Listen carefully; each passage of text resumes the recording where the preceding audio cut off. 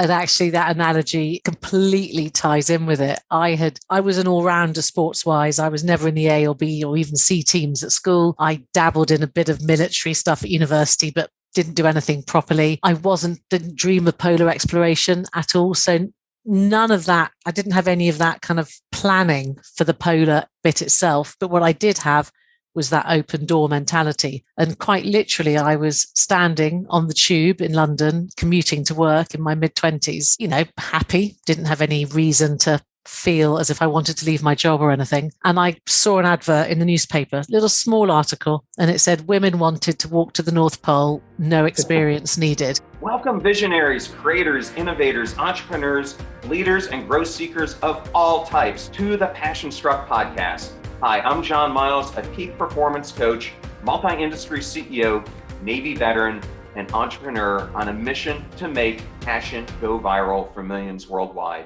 And each week I do so by sharing with you an inspirational message and interviewing high achievers from all walks of life to unlock their secrets and lessons to becoming passion struck.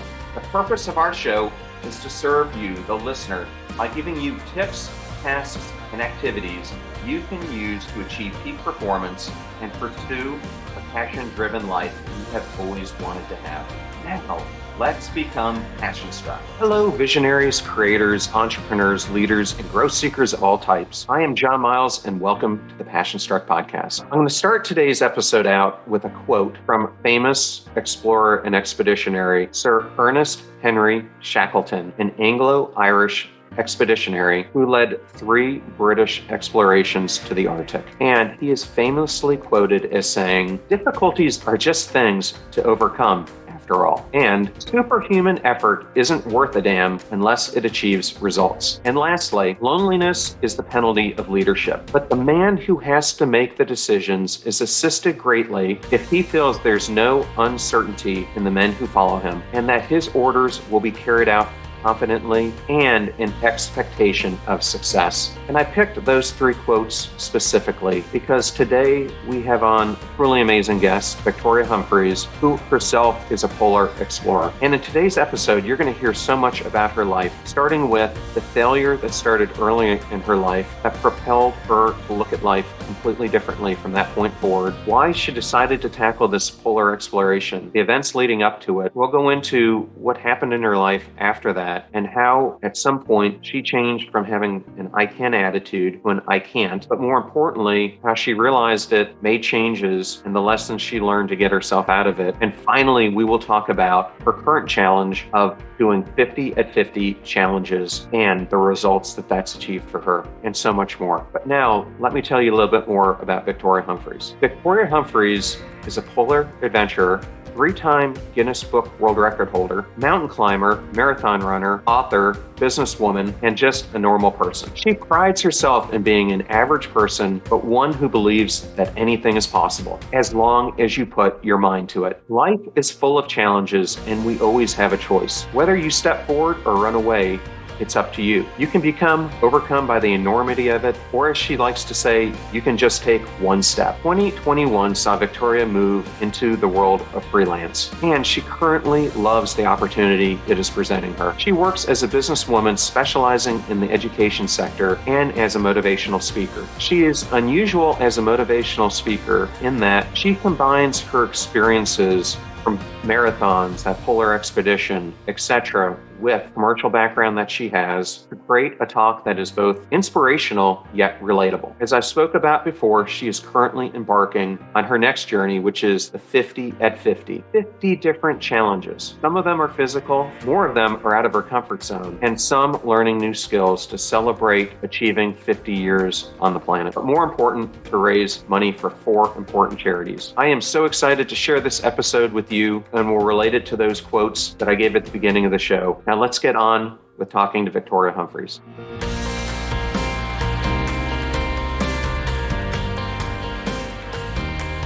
Victoria Humphries, I am so excited to have you on this show. What an amazing background you have. Thank you. It's lovely to be here. Well, thank you. And for those who may be tuning in for the first time, the purpose of the Passion Struck podcast is to have high achieving guest on the show, and I try to talk to them about the habits, mindset shifts, actions that they put in place that help them unlock a passion-struck life. And we have an exceptional guest today. And I want to start, as I typically do, with her telling her story so that you can get some backdrop on the path that has led her to where she is today. So Victoria, as we were talking for the show, we both decided that a starting point might be all the way back to when you were an adolescent and then finishing your schooling and some of the moments that happened because you were a very good student, but then something changed. Can you talk about that a little bit? Yes, absolutely. And thank you for having me on the show. It's great to have this opportunity to chat to you. So I was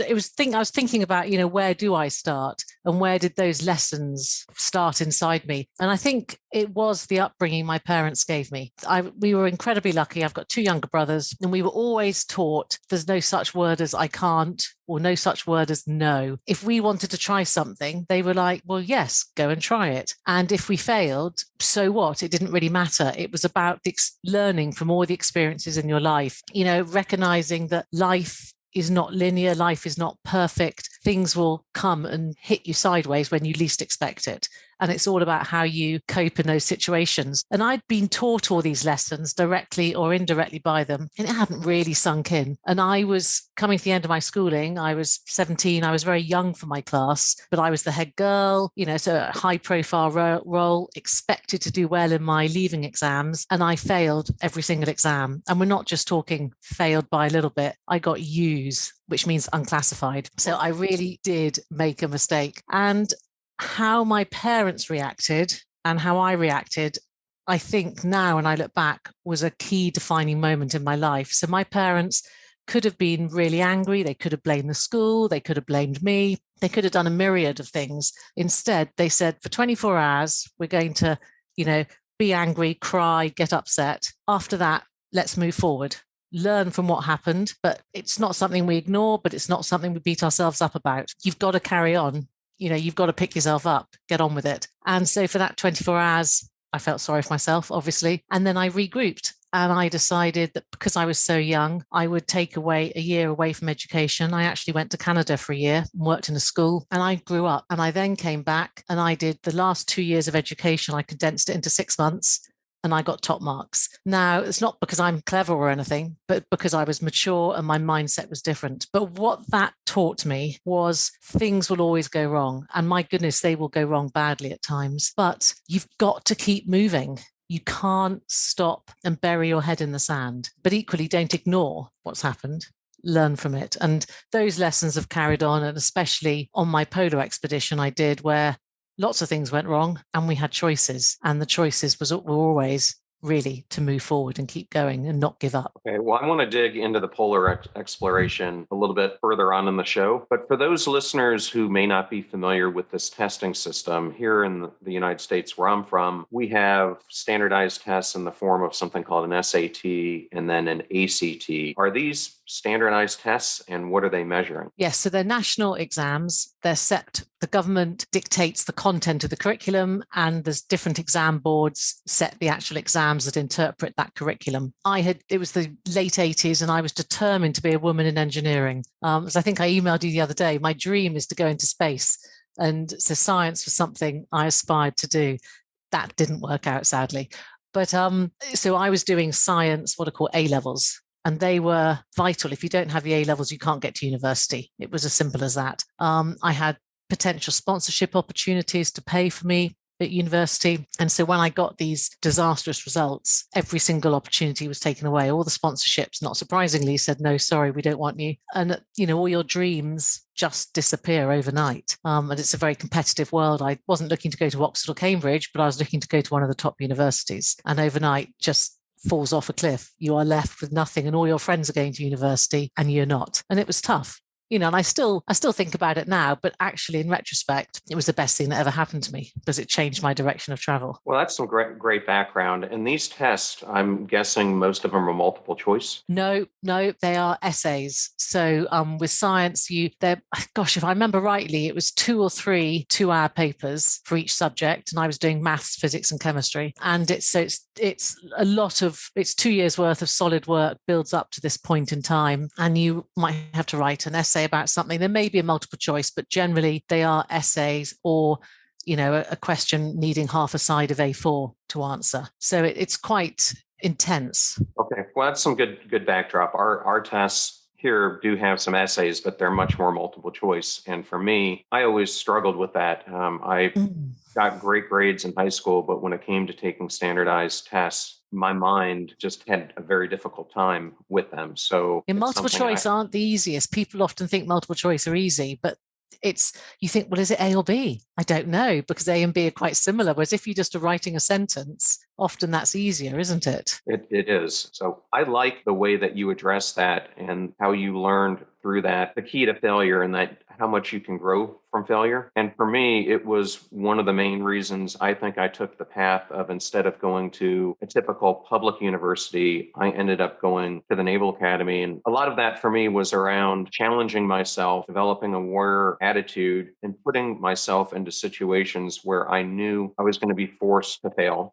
I was going to have to fail often, and through that, make myself a better person. So I think that is what failure often teaches us, is how to self-improve more than anything else that we're going to do. Definitely. And, I think I sometimes think the word is the wrong word, because failure has got negative connotations.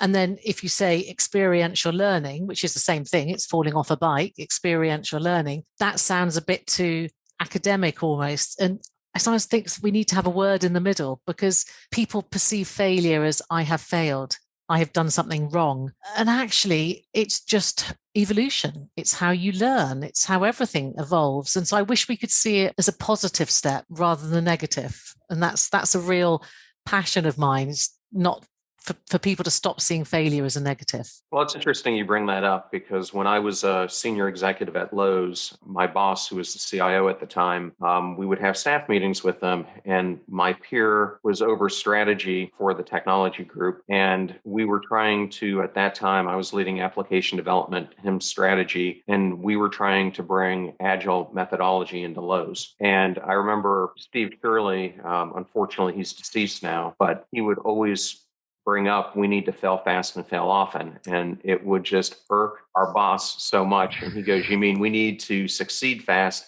and succeed often? He used to always get in these battles with our boss, because he's like, through success, you learn, but through failure, you learn so much. And Agile is really, in our case, about failing more quickly so that you understand and can make adjustments, rather than what we were doing at that time, which was these huge monolithic projects. So for me, it was a really key learning, especially as steadfast as Steve Shirley was at not giving up about the mantra that we needed to fail more often. But how do you apply that in your personal life? Because I think people hear that and they're thinking to themselves, I don't want to be a failure, or I can't afford to fail that many times. So people approach us in different ways. How would you think about that? I think the honest answer is I don't, not in an arrogant way, but I turn it on its head. And again, it goes back to a childhood thing I was always taught. If an opportunity is presented to you or a door is open, step through it, step into it, because you never know what's going to be the other side. Now, you might fall off the stage if it's acting. You might come last in a race if you're running something or other. You might fall out of a tree. But I don't think about that failure falling bit. I think about, oh my goodness, because I walked through that door, this is what I got to do next. So I remember my father said to me, my CV looks like a dog's dinner, because it was in the days, now people often only spend 18 months in jobs. But when I first started work, it was still the days of, 10 years in a job kind of thing. And anything less was considered a job hopper. And I often changed jobs after 18 months, 2 years, because I saw an exciting opportunity, not because I'd failed. So I do think about failure. Don't get me wrong. I don't like to make a fool of myself. Of course I don't. I don't want everyone to laugh at me. I don't want to not succeed. But I don't know. I don't know if it's something that's innate. I was born with, I'm lucky, or I was brought up with it. But I genuinely don't let that eat away at me. I'm always looking at that open door. So yeah, in my personal life, I don't think about failure in that way. But I still have complete self-doubt. I get imposter syndrome just as much as anyone else. Very much so. So I'm not some superhuman strong person. Definitely not. I'm a real person. Yes, I know for myself, and I'm sure thousands who are out there who are listening to this, there are many times that you look in the mirror and you don't like necessarily what you see. And so, what I've learned to try to do, because there's plenty about myself over the years I haven't liked, is you can't approach all of it at one time. You kind of have to take micro bits and focus on it. And one of the most frustrating things for me is there are often times where I'll pick an area of my life that I have to work on, and then I'm making progress on it. And next thing you know, I keep repeating it. And to me, that is failure. And it's something that you start talking negatively to yourself about because you're repeating a habit or a mindset or an action that you need to shift. And it's not easy. But every time I have found that I do it and I have that failure, it makes me not look at it as, the fact that I am a failure. It makes me look that I am just maturing my steps along the way, and that it's going to take time and it's going to take repetition to do it. And so that's what I would tell listeners who are watching or listening to today's podcast is there are going to be steps like that you walk into where you're trying to do a correction and you're finding yourself relapsing into it. And yes, you can look at it as failure, but you could also look at it as that you're growing, you're realizing and admitting to yourself when you're relapsing. And it's the most important thing to keep trying and put that effort in, because the only way you're going to do it is to keep facing that brutal reality of your life. And I think you're so right in those little steps and that repetition. I can't remember how many days it is, but isn't it something like 23 days or something in order for something to become a habit? When people go and climb Everest, they don't set out to climb Everest. They go to base camp, then base camp 2 and base camp 3. It's all about those incremental steps. And as you say, if you fail or you keep on repeating the incorrect action, but you recognized it. That's the first thing, is you've done it. And so the second time you almost stop yourself doing it. And then the third time you probably do stop yourself doing it. And it's about not beating yourself up. I think, again, is it a societal, is it to do with social media? I don't know. Everyone blames social media for everything, but is there a societal expectation of perfectionism? I don't know. And I think we're not helping our young people to realize there is no such thing as perfectionism, or I don't think there should be. Personally, I think it's about developing and growing, and every day you are developing and improving, and then something else comes along which you do wrong, and so you develop and improve that. But it's, as you say, it's those repetition of those little steps. I think you're spot on with that. Well, throughout your life, as you talked about earlier, you were taught by your parents and those around you to say yes to life-altering opportunities. And I've said it a million times on this podcast. So many of our beliefs come from our zip code, our families, our social structure, socioeconomics that we were brought into. And so many people say, I can't. And I think one of the most important things that people can do is to focus on taking the steps to be prepared, because you never know when that yes opportunity is going to come. But if you don't make the preparations to do it, more times than not, I feel that's what leads people to saying, I can't. So can you, using that kind of as an analogy, take the listeners through this amazing polar expedition you did and what led up to it, and you saying yes to that opportunity? Yeah. And actually that analogy completely ties in with it. I was an all-rounder sports-wise. I was never in the A or B or even C teams at school. I dabbled in a bit of military stuff at university, but didn't do anything properly. Didn't dream of polar exploration at all. So none of that, I didn't have any of that kind of planning for the polar bit itself. But what I did have was that open door mentality. And quite literally, I was standing on the tube in London, commuting to work in my mid-20s, happy, didn't have any reason to feel as if I wanted to leave my job or anything. And I saw an advert in the newspaper, little small article, and it said women wanted to walk to the North Pole, no experience needed. And I was God, I would have thought that is a joke. Someone's putting that in the newspaper just to see who's crazy enough to respond to this. Well, exactly.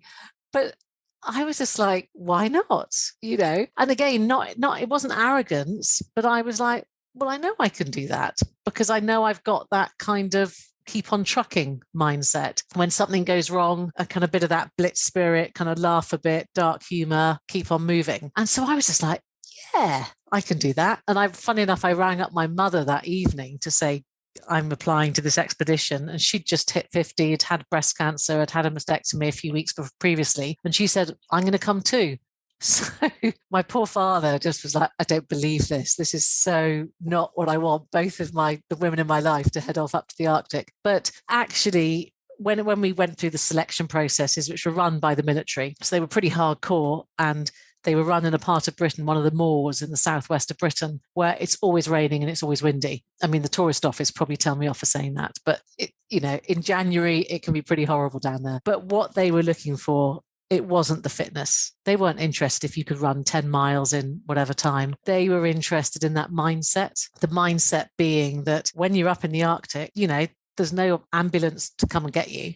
Hardly, you can't really even get airplanes and helicopters up there very easily because of the wind, the weather conditions, and the pilots' flying times and the cost. So actually, you've got to be self-sufficient mentally as well as everything else. And that's really what they were looking for. And so that's preparing myself without knowing what I'd been preparing myself for in all those other kind of life lessons I'd had of prepare yourself to make mistakes, prepare yourself to go through the open door. Suddenly this life-changing opportunity did appear, and I did take it, and I was incredibly lucky to be given the opportunity to do it. And it really was life-changing. Yeah. And how long did you have to prepare for it? And then how long did the expedition last? So the preparation in the UK, the training and stuff was about 6 months. So that was more, at that point, that was an element of physical fitness by that point. But again, most of it was preparing you mentally. And then we went up to the Northern Arctic, the Canadian side, and we had 3 weeks preparing at base camp in Resolute Bay. And then and it depended on the ice conditions, but each team walked for 3 to 4 weeks on the ice. So I think we were 24, 25 days in the end.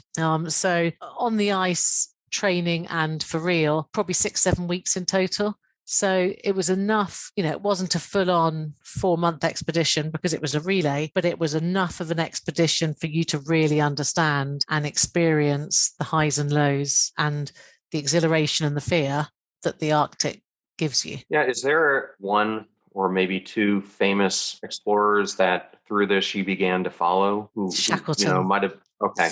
He's my absolute hero. And the reason why is because of his attitude to perception of failure. He wasn't scared. When his expedition, was attempting to get to the South Pole, the ship got stuck in the ice, the ship got crushed, etc. He could have been really pig-headed and said, I'm still going to get to the South Pole. That is still what I have to do. And he would have highly likely lost some or all of his men in the process. Instead, he swallowed his pride. He completely changed his goalposts. And he said, my absolute aim is to get everyone back to Britain safe and sound.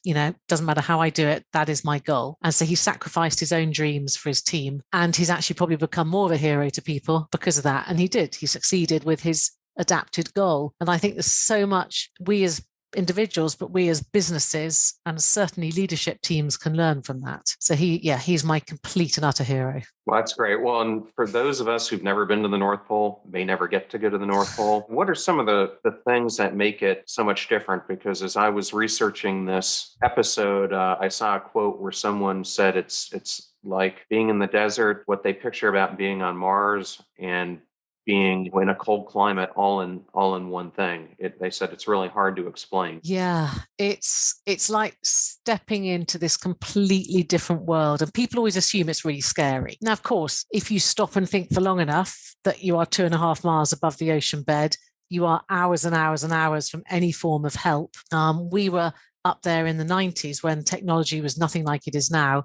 I have friends who go to the Arctic and Antarctic now and they FaceTime me or send me a text message. There were no laptops, nothing, no form of communication in that respect. It was old-fashioned radios. So if you put that to one side, the landscape is so unique because it is not static. It is not permanent. It is permanent. It is constantly moving. You are walking on frozen ice floes, basically, and they are held together by pressure. And when that pressure releases, you suddenly have a river of water in front of you. You put your tent door facing south. Next morning, your tent door may be facing north without you knowing that ice flow has moved and rotated. So you've got this constantly evolving landscape. So, I'm looking out the window now at a tree. In the next 5 minutes, that tree wouldn't, you don't have trees up that far north, but the tree wouldn't be there. The tree would have gone because the Arctic is just moving the whole time. But again, people think it's flat and white. It's not. It's every color under the sun, the ice, depending on, even if the sun's not shining,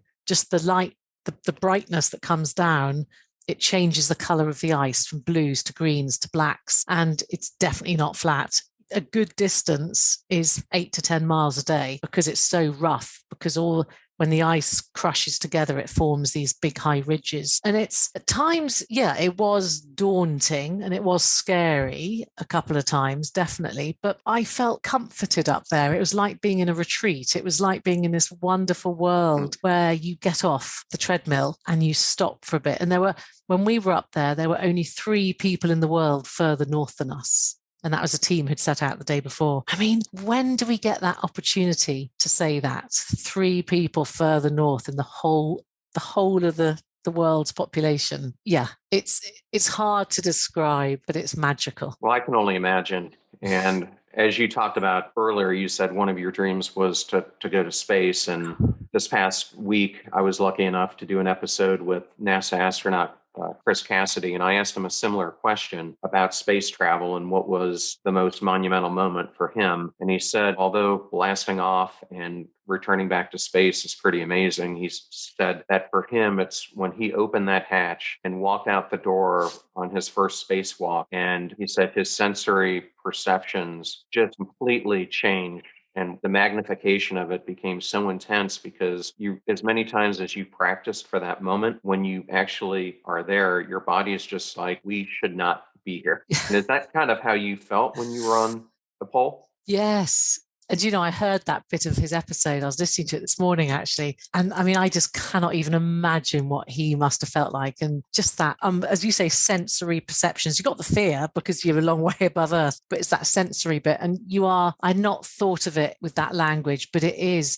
I remember when the aeroplane left us and we were just left on the ice. It wasn't fear at all. There was no fear at that point. There was awe, complete awe and wonder, slight bemusement, like, oh my goodness, this is it. But it was that sensory, the noise. The Arctic is obviously completely silent because there's no man-made noises or anything, or, no machines, no nothing like that. But the wind, every crunch of your foot on the ice is a different type of sound. You know by the crunch of the ice what kind of snow and ice you're walking on. You know it's young ice or old ice just by listening.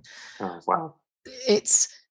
So it's that sensory, ears in particular, bizarrely, definitely. Well, I'm going to tell you a little story about a polar explorer that I know, and then I'll ask you a question coming out of it. So earlier in my career, I was lucky enough to work with a gentleman named Chris Pierce, who happens to be another Naval Academy grad, fantastic guy, ended up becoming one of the top 4 or 5 leaders of all of Booz Allen over his great career. But prior to me hiring him at Booz Allen, he was in the military and was a C-130 pilot. And he, during one of his tours, was part of the group that would do these explorations. I think his were more to the South Pole, if I remember correctly. And he would tell me some of the same things about how in some ways it's so desolate, but in other ways it's so much different than anything you would expect. Well, as we were talking one day, I asked him, what's the craziest thing that ever happened to you? And he said that years before, one of the C-130s, they had a terrible ice storm of some sort, and the plane got completely buried and had been buried in ice and water for years. And they had gotten orders, because I guess climate had shifted and it had melted it away, that they were to find this aircraft, retrieve it, and fly it out of there. So he said that they found the aircraft, and when they found it, it had holes all over it. But miraculously, they were able to get the aircraft to start. But he said it was the most harrowing flight he's ever been on, because the entire time they never knew if this thing was going to just fall out of the sky. And so they flew it about, if I remember correctly, 300 to 400 feet over the water the whole time, because they were so worried it was going to crash. But the other difficulty was they only had so much fuel, and by not getting higher altitude, they couldn't conserve the fuel. And so he said, going through this flight, it was, are we going to crash in the water, because the plane's going to fall apart, or are we going to run out of gas and crash? Long story short, they ended up making it. But I just remember that is one of the craziest stories I've ever heard, and why we just didn't leave the plane there, Yes. I don't know. But he told me that, going through some of those things, it had so many life-altering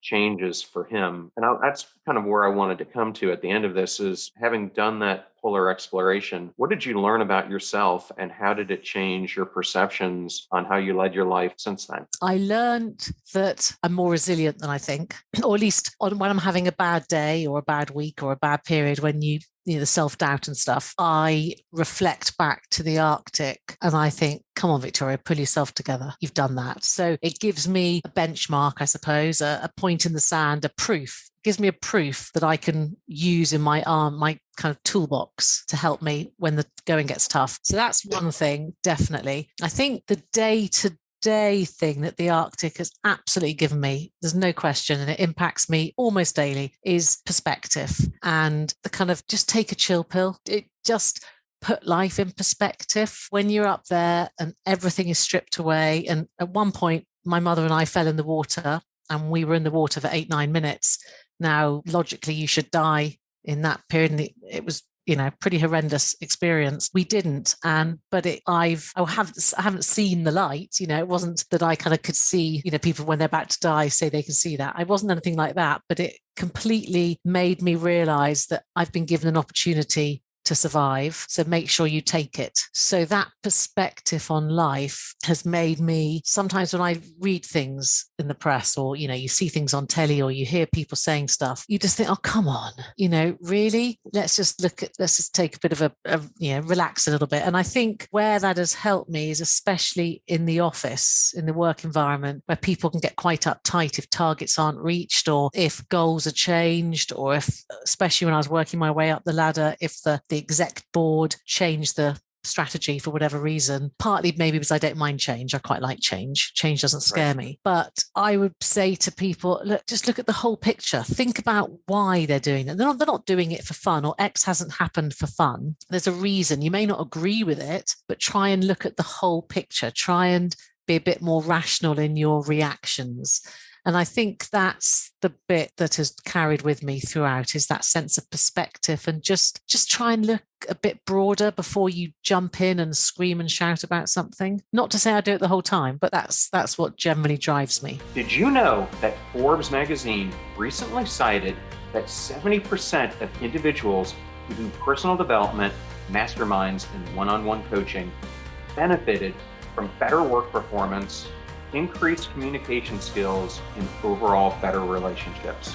And we at Passion Struck are obsessed with self-development, coaching, and mentorship. That is why we've created a free resource to help you unlock your hidden potential. Because people doing great things in business and life are just like you, only they've had a coach along the way. And we've got that covered too. Let us show you the systems and frameworks that we teach growth-minded individuals to help them step into their sharp edges, execute on their passion journeys, and get predictable results time and time again. Go to passionstruck.com/coaching right now, and let's get igniting. And I think for myself, having been in several combat situations where we at the time were trying to go after high value targets. And for me, you really have to have this warrior mentality. And part of it gets into the preparation that you do before you go on any of these missions. But when you're getting ready to knock down a door, or you're going into perhaps an airport or some other place to extract someone, at the time, you're not thinking about it, but in actuality, I mean, in that moment, you're putting your life on the line. But I think you don't think about it as much because of the training and preparation that you've done for it. But I can tell you, similar to what you're saying about perception here, when things happen in my life now and I look at them and I'm trying to process them, I often go back to those moments because, again, as Chris Cassidy said about whether he was at Bud's going through training or his own time in conflict, someone has it much worse than you at this moment and someone has it much better than you. And I remember times that I've had it much worse and I remember times I've had it much better. And it's that perception that you can play to your internal self that can completely change how you're embracing whatever's happening to you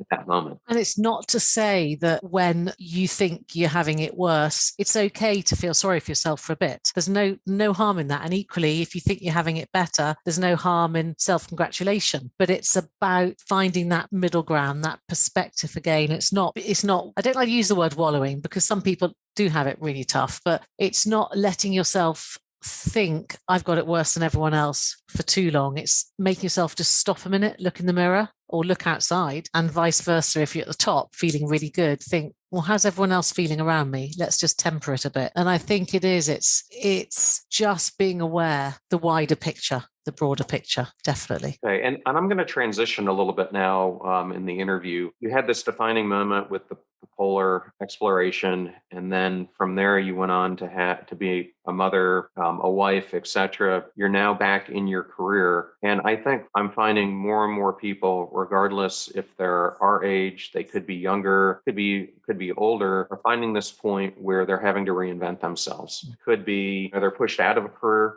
that they're pursuing. It could be they wake up one day after going to work for years and years, knowing that what they're doing is not what they should be doing. Or sometimes you just become bored and you realize that you reach a stage in life that instead of saying I can, you start saying I can't. And I kind of wanted you to then, through that analogy, kind of walk the listener through, what's happened to you and then what are some of the changes that you've made. Yeah. And it's very true. I think for a long time, I was definitely, and there's nothing wrong with this, but, family was the focus. So my husband had a job where he traveled all over the world. So in effect, I was a single mother to my son whilst developing my career. But whilst I was still fairly independent, ultimately my son always came first and being at home every evening or as many evenings as I could. So there were certain things you definitely said no to. And I don't regret any of that, but you are right.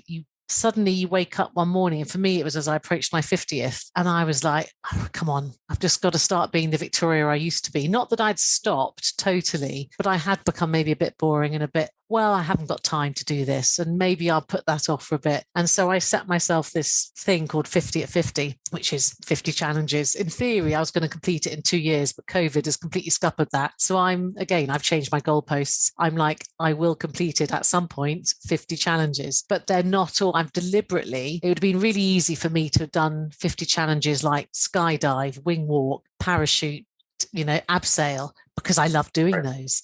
The whole point is that I have to do things as well that I absolutely don't want to do. So something loads of people have said I need to do it, and I think I'm going to have to, is stand up in a comedy, in the comedy club and do a skit. Nah, that scares me rigid. I'm not funny. I have no fear standing up in front of people. That's one of my day jobs, is standing up and talking. But a comedy club? Oh my goodness. So it's these 50 at 50s are about forcing me to step right out of my comfort zone and practice what I preach. And I suppose one of the big things, I'd been unsure about my job for a while. I'd been in the company 15 years. I'd worked my way up. I was running the company. It was an ed tech business. I knew I wanted to go at some point. I couldn't find the right job, but also I was probably comfortable there, so why step out the comfort if you don't need to? And then the business got sold last year. My role was made redundant. And suddenly it was the brilliant opportunity that actually I'd not had the courage to do without that push. And I have taken the plunge now. It's one of my challenges I have set up on my own. As I said to you earlier, doing that in the middle of a pandemic probably isn't the most sensible thing. And as long as I can pay the mortgage, that's the key thing. But It's the most exhilarating work I've been doing for years, because suddenly I'm doing what I really am passionate about, and I'm scared at the same time because I'm out of my comfort zone. I'm having to do stuff. I'm having to sell myself, market myself, which isn't naturally something I do. But, the reward, I don't mean financial, the reward in here that I'm getting in myself. Oh, honestly, I am a different woman, completely different woman now. And it's the best thing I've ever done. Definitely. Well, I'm going to pick up on two things that you talked about. The first is, for me, a year ago, as I was approaching at this time my 50th birthday, which is in July, COVID is raging. We're on lockdown. I can't see anyone. In fact, I at that point, I couldn't even see my kids because we were at a point where we didn't know what was going to happen. They were at their mom's. We made a decision. They're going to stay there. We're going to keep them safe. So as I was approaching it, not only was I getting depressed because of COVID, like I think so many people were, I didn't have any issue with facing 30 or facing 40, but there was something about facing 50. And I started reflecting more and more on my life and saying, I just have not accomplished anywhere near what I want to do with my life. And I really think that it was one of the most powerful periods of maybe self-agony that I've ever been through. But similar to you, I don't have 50. I might have to come up with it. I've set a whole bunch of goals that I want to achieve, writing a book, getting back into public speaking, which it takes time. It's not easy to get up there on the stage and do it. And those who are great at it, I'm just amazed at, because some of them, as you said, are some of the most introverted people, but they learn how to get through that fear. I do want to pick up on one other thing, and that is, for me, I was a career Fortune 50 executive, then an industry CEO. And for me, one of the most difficult things has been trying to sell myself. And it's a big difference when you're trying to ask a company for money, or you're spending a company's money on an initiative, than going to an individual and asking them to spend their money on your services. It's tough. And the only saving grace I have is that I was the fundraising chair for a foundation here, an arts foundation called the Warehouse Arts District. And in the fundraising world, it's very much the same way, because you're asking people to spend their individual livelihood on a charity. And it's completely different. So if you're a listener out there, can you kind of talk to them about maybe some steps that you have taken that got you over that fear? Because it's a hard one to tackle. It's a really hard one. And do you know, I was talking about it to someone just yesterday. So I've just been doing the classic thing of feast or famine, when self-employed. And so I've been really, really busy the last 2 months. So I haven't marketed myself at all. And of course, I'm now, the diary is looking not so busy for June and July. So I was having to do a whole load of networking kind of call setups the other day. And I've started to reach out to people who are not my kind of closest colleagues. They're the kind of next level down. And I was like, I can't pretend to them that I want to have a catch up out of the blue, because they're going to know that I'm not. So I've just decided the advice I'd give people is be completely open and honest. And so I basically drop these people a message and say, look, I would love your help, please. Have you got 20 minutes spare to have a quick chat and possibly give me a couple of contacts that I could follow up with? And, the reaction has been brilliant. And then you end up having some amazing conversations and, whatever will come out of it. But I think I would say, well, this is experience for me. I haven't got a sales strategy for myself. I am just being me. And being me is someone who loves chatting to people. And if something comes out of it, great. And if it doesn't, it doesn't. But every conversation is interesting. They just by default, they almost always are. So don't beat yourself up and plan too much. Just follow your instincts. Drop a message to someone. Can we have a chat? I'd love a bit of help. And you'll be amazed how many people respond. I'm sure a salesman would tell me that's completely wrong. But I'm being me. I think being authentic. Authentic is a word that can be overused, but I think it's a really powerful word. And I think it's important to be yourself, definitely. Yeah, I've actually, on the same lines, been reading a book by a gentleman named Chris Tuff, someone who at a young age has become very successful. But his book is called Saving Your Ass. Not ass, but Save Your Asks. Because, for me, I've got this big Rolodex. I'm sure you have a big Rolodex, but one of the hardest things I have found is going to people and asking them for help. It is so difficult. And then it's, when do you ask them for help, which is what the book's about. And when is the appropriate time that you use that ask for them to help you? Because for me, it's something I struggle with. When do you go to someone who I work closely with, like Michael Dell, and say, Michael, I could really use some help on this podcast, would you be willing to be a guest, or could you, help some people come on it? It's not, on the surface, it seems like that's an easy thing to do, but it's not. Oh, it's not. It takes courage. It takes guts, but actually 90% of the time people are happy to help. You're always told if you are polite and nice and helpful on the way up, you'll soon know who your friends are when you either are falling down or you come out the other end. And, which is why it's so important in life to not develop relationships cynically or politically, but genuinely take time to get to know the people you're working with, because you never know when that relationship will be needed. You will need to call on that relationship. Yeah, there's so much truth to that. I think the other aspect of it is, I think as we go through life, friendships come in and out of your life for a reason. And I think I was at some points where I had friendships because of groupthink, or because they were telling me what I wanted to hear instead of really challenging me to be a better human. And so that's what I try to seek out now, is people who are really authentic, and they don't care about how much money you make or this or that. They're challenging you every day to be a better person. And they don't judge. and they don't judge, and they allow you to be vulnerable, which is a difficult thing to do. Yeah, I think that vulnerability, it's really important because you want to be in a safe environment, to be vulnerable. But being vulnerable is one of the most powerful things that you can do. I couldn't find the exact quote, Victoria, but what I wanted to talk to you about was the book that you wrote with your mom. And I remember there was a quote that I found from it that really touched me. I thought I had written it down, but I didn't. But can you tell me about that book, because it's influenced thousands of people since you wrote it? Yes. So when we say the Arctic was life changing, we didn't think we certainly never thought we would write a book. And more importantly, we didn't realize the impact of the book. So our book is called Frigid Women. It's very tongue in cheek because obviously we were very cold up in the Arctic. But actually, the kind of subtext of it is that anything is possible. And I think it's really important. Again, it goes back to the mantra I've said the whole way through. If you want to do something, take that first step. Don't try and climb Everest, because that's just too big a step. Just take the first step, and you never know what the second step will be, what the third step will be. And I think by showing that Mum and I, two completely normal people, we're not athletes, we're not polar explorers, we're just normal people. We both love our electric blankets. I like my glass of wine.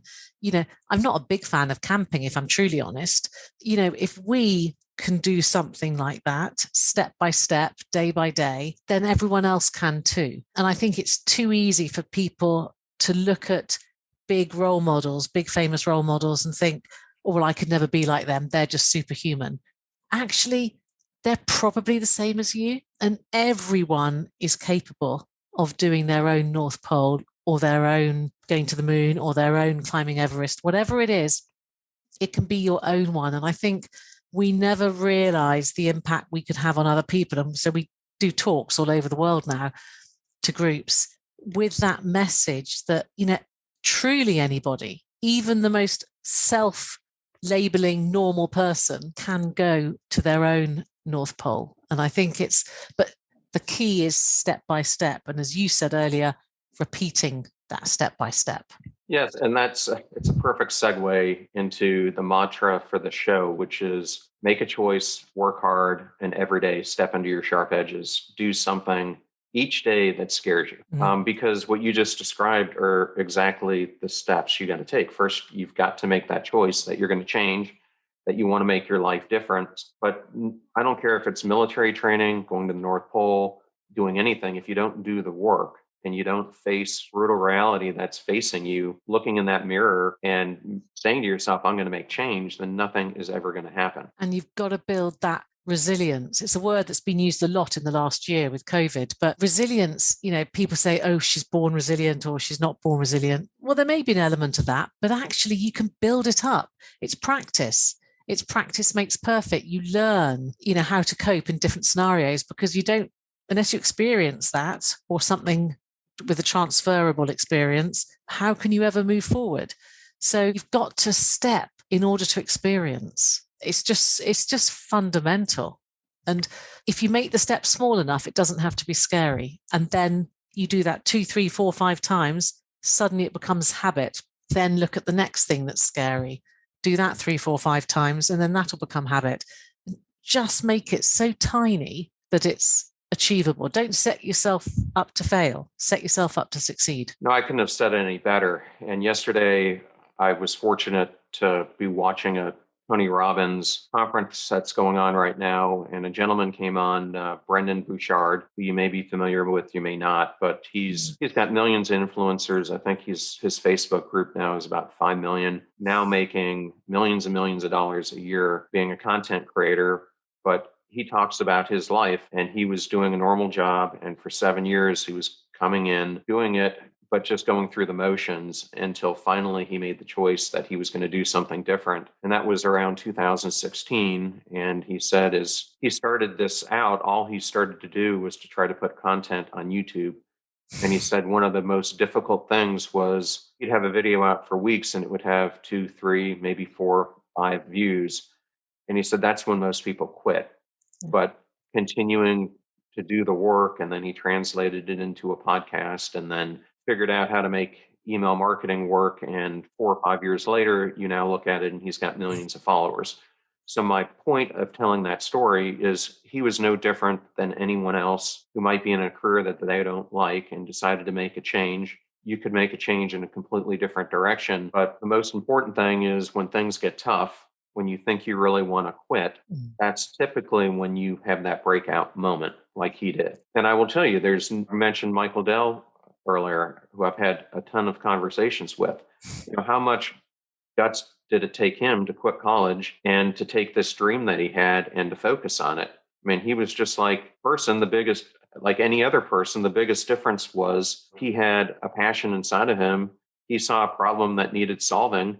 Something that Jim McKelvey says all the time is what makes a successful entrepreneur and an unsuccessful one is those who achieve success continue to make that problem they set out to solve the main thing. Those who don't get so distracted by other things that they don't keep that passion at the center. So I think you've just led the listener into a whole bucket of truth, how to approach this. So one last thing I did want to ask you about is, as I was reading on the 50 to 50 site, you talked about self-belief, not cocky arrogance, you put it, but that belief in yourself. And if you were going to give advice to a listener who's out there or someone who sees this on YouTube, how would you tell them if they're really doubting themselves that they can become a self-believer? Again, it's about not setting yourself up to fail. So you can believe in yourself if you see yourself succeeding, if you see yourself in your eyes being successful. So therefore, make those success points accessible, make them small, make them bite-size. And suddenly you think, oh, I did that. I can do it again. Oh, I've done this. I can do it again. And I think it's also about remembering it's okay to fall over or make mistakes or whatever language you want to use. That's okay. If anything, that's good. So I think it's really important that people don't set themselves up to fail. They set themselves up to succeed, but with a sense of perspective. And that perspective is really important. And I've said it all the way through. It's, you will fall over. Challenges will come in your way. Everything will go horribly wrong and you'll have to change direction. That doesn't mean life's a disaster. That just means you've got to change direction. And so I think if you can see yourself succeeding, that's how you gain self-belief. But self-belief isn't a constant. It's like a wave. You will have days when you absolutely don't feel any belief in yourself, and that's okay. And then you have days when you're riding the crest of a wave. If you think self-belief is a constant linear, that's not going to work. You've got to recognize it's going to be like that. That would be my lesson. Yeah. Okay. Well, that's, I think, a great way to end the main portion of the interview. For the listeners who want to know more about you, how can they contact you? The two easiest places. So my kind of website is anythingispossible.co.uk. So that's really easy to remember, anythingispossible.co.uk. And if you want to check out my challenges or suggest any challenges, it's 50at50.org.uk. So the number 50 and then the word at, and then the number 50.org.uk. Okay. I'll make sure all those are in the show notes as well. Thank you. And on the YouTube channel so people can reach out to you. Now, the last portion of that I like to do, I think it's one of the listeners' favorites that I've heard from, is a rapid round of questions. So I'll just do 5 or 6. Go for it. Where is your favorite place you've ever been to? Oh, that's really difficult because the Arctic, obviously, but actually there's a bench just above our house on the hill.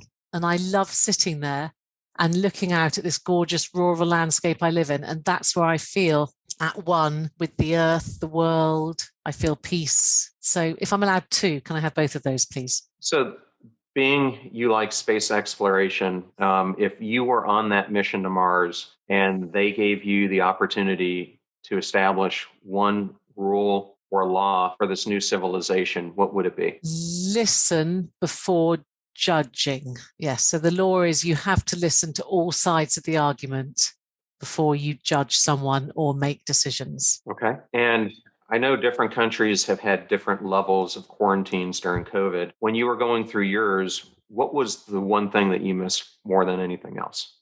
Hugging my parents, and I still haven't hugged them. And I am so desperate to. In the end of June, I'm going to be able to. I cannot wait. Well, that's fantastic.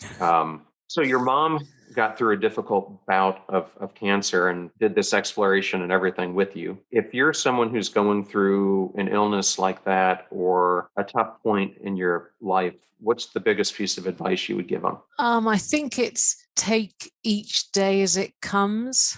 Yeah, I think it's go back to that one step at a time, whether it's someone going through illness, and some really quite serious illnesses, recovery, we all know, is not a constant. It goes back and forward. So just take one step at a time. If it's mental health, absolutely, completely one step at a time, and recognize, I think I would say recognize each little incremental gain.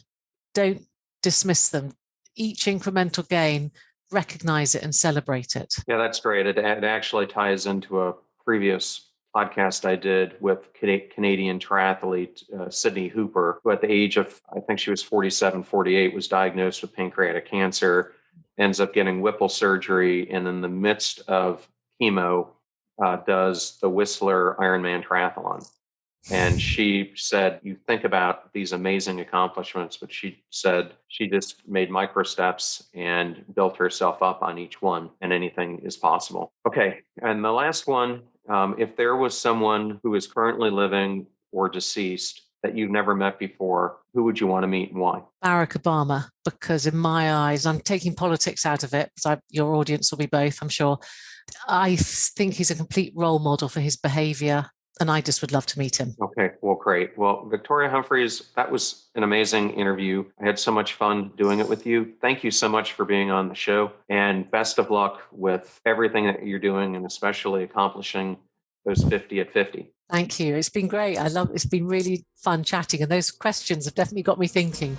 Well, I'm glad I could do that. I hope you enjoyed that episode with Victoria Humphries as much as I did. And we covered a ton of ground with important lessons for anyone who is listening and watching. And one of the most important ones I think we covered was that warrior mentality, whether it was going to the North Pole for her or being a warrior in your own life. And that starts, as we talked about, making a choice that you want to make changes in your life, that you want to be someplace different than where you are today. It's then doing that hard work along the way, those micro steps that she talked about throughout this episode, and doing those every single day, stepping into those sharp edges, those fears, those self-limiting beliefs that are holding you back from achieving your goals. And throughout all these podcasts, I hope we are bringing on inspirational guests that you can relate to, because just as she said, whether it was Michael Dell or Brendan Bouchard, or it could be Lewis Howes you listened to, or Jay Shetty, they were just like any one of us before they made the decision to be different and to change their life and to do the steps that I just went through. It sounds so simple, but it really is as simple as that. But it starts with you making that decision that you're not going to live the life that you're living anymore, and that you're going to do that work and focus on yourself and focus on where you want to be. Thank you, as always, for listening or watching. And if there's a topic you would like to hear or a specific person you would like me to interview, please reach out to me at Instagram at John R. Miles, and I will do my best to get one of those two things to happen. Thank you so much, as always, for spending your time. I know how special it is and how much it is a privilege for me to have you spend that precious commodity with us on the show. And until next time, go out there and start igniting your passion journey. Thank you so much for joining us. The purpose of our show is to make passion go viral. And we do that by sharing with you the knowledge and skills that you need to unlock your hidden potential. If you want to hear more, please subscribe to the Passion Struck podcast on Spotify, iTunes, Stitcher, or wherever you listen to your podcasts at. And if you absolutely love this episode, we'd appreciate a 5-star rating on iTunes and you sharing it with 3 of your most growth-minded friends so they can post it as well to their social accounts and help us grow our Passion Struck community. If you'd like to learn more about the show and our mission, you can go to passionstruck.com, where you can sign up for our newsletter, look at our tools, and also download the show notes for today's episode. Additionally, you can listen to us every Tuesday and Friday for even more inspiring content. And remember, make a choice, work hard, and step into your sharp edges. Thank you again for joining us.